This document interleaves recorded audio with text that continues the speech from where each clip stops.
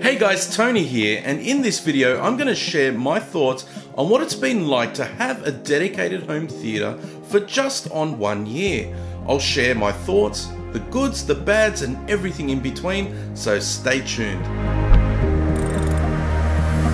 So to begin with, if you're new to my channel, I make content around home theatre, and I've made a series of videos which will hopefully get you started in this hobby and to learn some of the pitfalls that I made when I was setting up my home theatre, so hopefully you can avoid them. I'll link a playlist up above there, so do check that out once you finish watching this video. And with that, I'll dive right into the question of, is building a dedicated home theatre worth it? I've been in my house now for just over a year, and I completed the home theatre around July in 2019. So I've had about a year and a bit to sort of get used to it.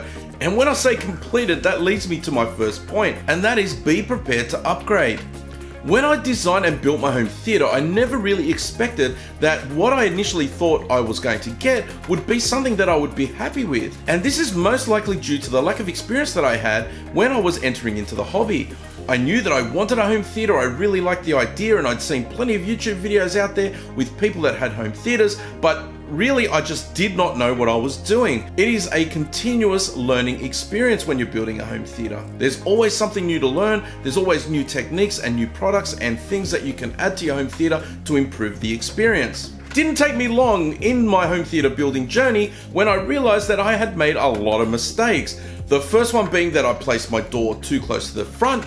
I didn't leave enough distance between my first row and my screen, which means really I shouldn't have had 2 rows, I should have only had 1, as well as I didn't consider acoustic treatment, and the height of my riser was only a single step, which in Australia is 17 centimeters, and that's just not nearly high enough for the row behind you to see over the front row. In hindsight, it would seem that some of these things are obvious, but when you're looking at a piece of paper, because we designed and built this house, when I'm looking at the drawing, I'm thinking, yeah, this looks fine. So they did things like put the step only 17 centimeters high instead of saying, well, this is A, too small to have 2 rows of seating, and 2, the back row isn't going to see over the front row.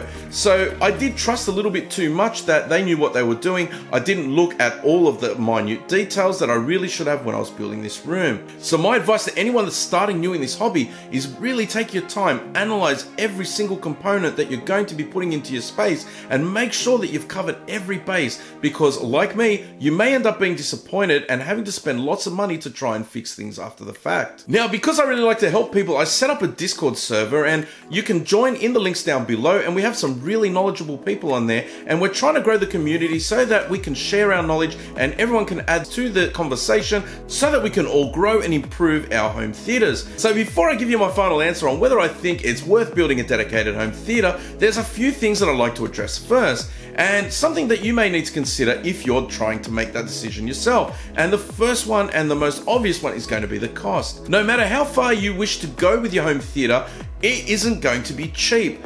Even starting with a basic package, you're still going to be spending several $1000s. To some extent, I was prepared for this, but I wasn't aware of how deep down the rabbit hole I was actually prepared to go to fix some of the things in my room in my quest for perfection. To give you some background, when I first designed this room, it was going to be a 5.2.2 setup with Klipsch speakers, mainly using the Klipsch RP 250F floor standers with a 450C center channel, a couple of in-ceiling speakers, and 2 subwoofers. Partway through the build of my house, I realized that I'd put the door far too close to the front, which meant that I couldn't put my floor standing speakers in front of the columns because it'd literally be in front of the doorway, so you wouldn't be able to get in. So I had to compromise at this point and go to the RP 150Ms. These were recommended to me by the dealer, and I must say I'm really impressed with these bookshelf speakers. In this size room, they do make an amazing sound. I'm very happy with them, and I will be repurposing them into another room. But that's not the point of this. What I'm saying is I made mistakes and I had to compromise with my speakers, whereas if I had only just moved my door back maybe a meter or so, I would have been in a better position to do the floor standing speakers that I wanted. And I will be honest to say that if I wasn't in a position to upgrade and fix some of these things, and if I didn't have so much of the burning desire to make this room as good as it can be, then I would probably be happy with leaving things as they are. But on my journey, I've met some amazing people that have a lot of knowledge. I'm not going to mention them here in case they're not happy with me doing that, but they have really helped me understand some of the things that I need to do to fix this room. and that's exactly what I'll be doing, so stay tuned to the end because I'm going to reveal some of the upgrades that I've got planned for my room. Another consideration when making the decision whether or not you'd like to build a dedicated home theater is how much time you will actually spend in the theater. When I first decided to build this room, I had this grandiose idea in my mind that we would be in here all the time, my whole family would be in here, my wife, my kids, we'd be watching movies. Sadly, I'm generally the only one in here, and has it affected my enjoyment of the room? Yes and no. Yes, because I would have liked to have been able to spend more time with my family in here, especially enjoying a hobby that I really like. But on the flip side, I still get to watch whatever I want, so I don't have to put kids shows on or any rom-coms or anything like that. So it's a double-edged sword, but how much time you spend in this room is ultimately something that you need to weigh up, because it is very expensive and time-consuming to set up a room that you may not be using all the time. For others, you may like the idea of having a dedicated space, but you know that you're not going to spend as much time in it. Now, that doesn't mean not to do it. You can look at it like a muscle car that you have on the weekend that you enjoy all that more because you don't drive it every day. You really look forward to driving that car on the weekend, and some people it's the same like that in the theater. On the other hand, if you think that you're not going to be going into the theater very much and that you probably can't justify the expense, maybe reserve a little budget and upgrade your living room. Chances are you've already got the furniture, you've got the TV, so maybe you could reserve a small budget to upgrade your speakers. But definitely consider the amount of time that you'll be spending in the theater, because ultimately you're the only one that's going to know whether or not it's worth spending the money and the time to set up a dedicated room. So at this point, you may have decided that you're prepared to build a dedicated room. So what I might do is just cover off some of the things that you might need to investigate a little bit further so that you don't get stuck like I did. You have the speakers, the projector screen, or maybe a TV if you'd like to go that path. Although me personally, I think a dedicated room looks really good with a projector, but a lot of people prefer TVs. I'm not going to get into that debate now. I do have a video I'll link up here that you might want to watch, and it debates the merits of having a TV over a projector and vice versa, so consider checking that out after this video. You've also got your seating like recliners, lighting like any kind of smart lighting. Now I've set up LIFX in this room, so I spent a lot of time during the build process perfecting my lighting plan, although it was partially a bit too late for me to make some of those changes, so I had to do them after the fact. So lighting is another important thing to consider. You've also got acoustic treatment. That's the one thing that I really missed, and I still haven't fixed my acoustic problems in this room yet, but that is coming, as I do have a star ceiling coming for my ceiling, which is made from acoustic panels, as well as I've got some custom made ones coming on the left and a big curtain on the right hand window.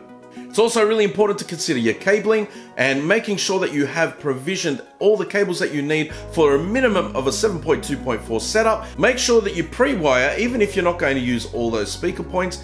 Just pre-wire for them, because when you do change your mind, and I say when because more often than not people do want to upgrade over time and add more speakers, so it's great if you have the speaker points ready to go. Some other things to consider are your flooring.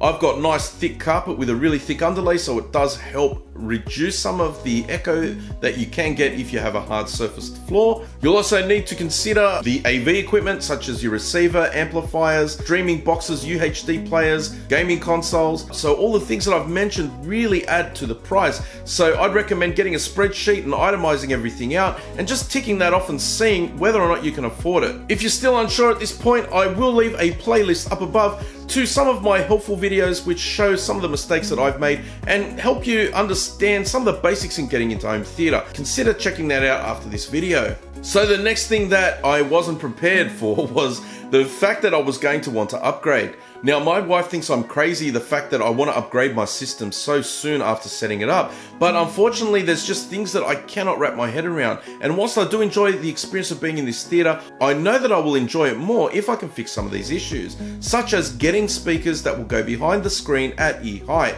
The other thing would be removing this front row of seating and just having a single row. So I know that that will definitely improve the immersion factor that I get when I'm in this room, as well as the fact that generally it's just myself in here and maybe my two boys when they want to watch an action movie, but it's never really the five of us in here. In fact, I can count on one hand the amount of times all five of us have been in this room. Unless you are perfect and you know everything about home theater when you're going to build it, I can guarantee you, especially if your budget doesn't allow for it in the beginning, to go all out and spend as much money as you want, you are going to have to make compromises, and over time those compromises may bug you enough that you want to upgrade. So my big upgrade that I've got planned, and I did cover it off in an earlier video, is that I am replacing all of my Klipsch speakers with the brand Krix. Now Krix is an Australian manufacturer that makes speakers for both commercial grade cinemas and home theatre. Now they are going to fit behind my screen, and I'm going to build a platform and a little hinge so that I can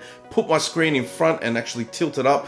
And I'll give a nod to Youthman for that, because he's done that in his theatre, and I think it's just an amazing concept. And the fact that I will need to get to them, that is just going to tick all the boxes for me. So I might have to hit him up and find out a little bit more about how he did that. So the other thing I'm doing is I'm replacing all of my in-ceiling speakers with Krix speakers, and they're going to have the angle. They're called the Atmospherics A20s, and they're already angled. The whole woofer and the tweeter are angled. I'm also getting 4 in-wall speakers. The Symmetrics, they look like an LCR speaker where they've got 2 mid-range drivers and a tweeter, and they're going to go around my theatre to do side surrounds and rear surrounds, because at the moment my rear surrounds are in the back bulkhead, which isn't ideal. So I'm going to bring those down to ear height, and because I'm getting rid of this front row, I'm going to be pulling my chairs forward, and then I can have the rear surrounds placed either side of the chair so that I can at least get some separation from the side speakers and the top speakers, so that I can actually hear it and it will feel like they're coming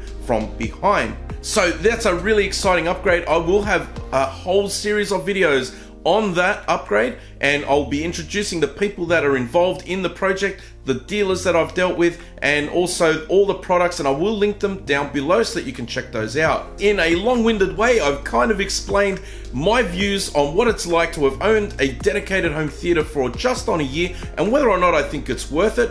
I will categorically say that I do think it's worth it. For me personally, I've had a lot of enjoyment in this room, and I've really enjoyed filming my YouTube videos in here and sharing my love of this hobby. If you enjoyed the video, guys, and it helped you out, please consider hitting that like button down below. And if you enjoy content around home theatre and home theatre guides, consider subscribing and hitting that bell notification so that you won't miss any future episodes. I do have a Discord server where we have a thriving community of like-minded home theatre enthusiasts, so the link is in the description. Consider checking that out if you're interested and join in the conversation. I do have a Patreon and a merch store, so if you'd consider supporting the channel to help me make content like this, those links are down below. Righto guys, that's it for this one. You'll catch me in the next one. Bye for now.